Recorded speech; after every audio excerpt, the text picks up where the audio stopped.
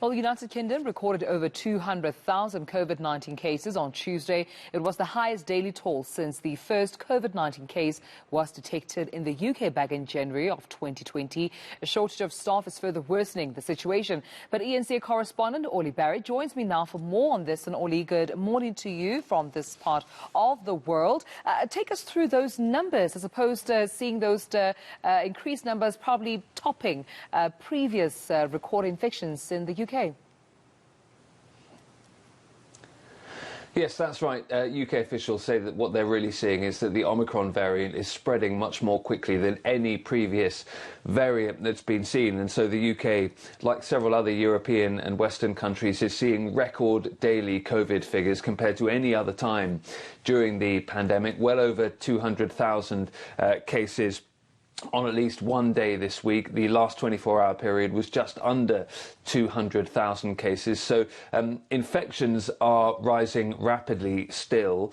Healthcare is a slightly different matter. Hospitalizations are on the up. We saw around 2,000 admissions to hospital over the last 24-hour period. Now, that is a very large number indeed, but it's still significantly lower than the peak that we saw a year ago when the Delta variant was peaking in this country, when we were seeing around 4,500 hospitalizations a day. The good news, there are various bits of good news. One piece is that deaths remain low. The last number over the last 24-hour period was a bit of an anomaly because it brought in fatality numbers from a number of days. There was a lag in reporting, but generally the trend in fatalities has remained low despite the spread of the Omicron variant. So there's certainly good news and bad news in the data when it comes to Omicron and where we find ourselves. Yeah, and how are hospitals faring there? Because we're seeing reports of staff shortage.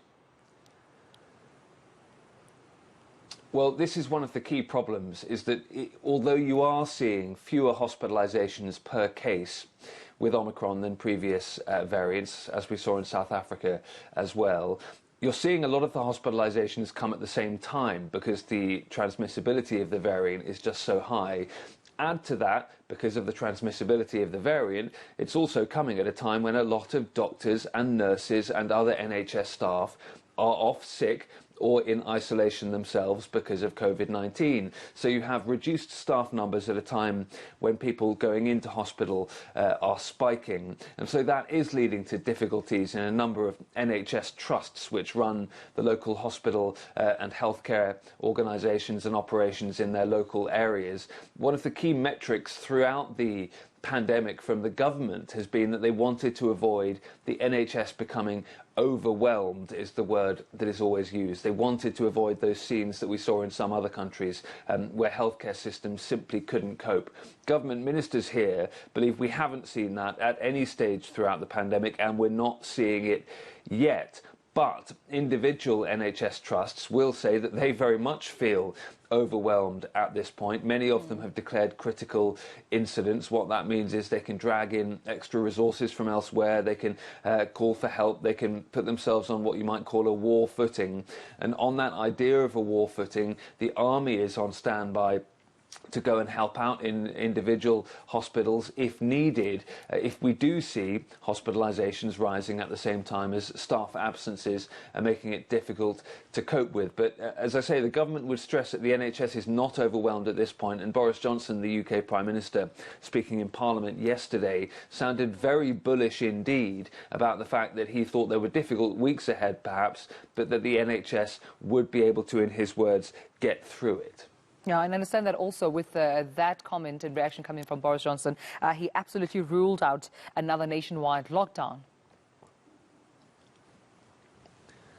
He did. As I say, he was sounding much more bullish yesterday than at any point since Omicron arrived, I think it's fair to say. We went into the Christmas and New Year period with a lot of pressure on him from some scientists and advisors to bring in, if not lockdown, then some tougher measures than we already have in place. He resisted that at the time on a couple of occasions, and now after the New Year period, as I say, he says he's looking at the data and feeling more confident that Britain can ride out the Omicron wave. He says there are going to be very difficult times ahead. There are also staff shortages in other sectors of the economy, so he's very worried as well about parts of the economy seizing up over the coming weeks.